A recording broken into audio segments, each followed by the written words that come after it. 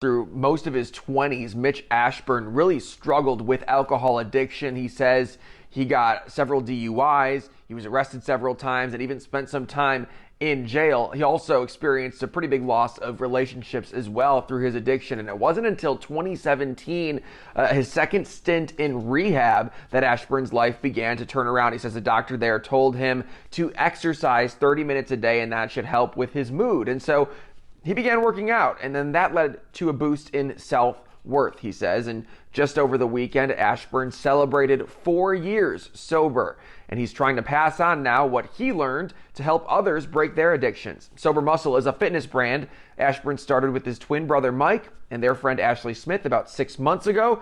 And whether it's through fitness advice or personal training, inspirational videos, even branded clothing, the idea is to inspire people to be the best versions of themselves. Now I think that I'm living in my purpose, because now I want to, make this my life's work to help others. Where I was 4 years ago and where I am today is a totally different place.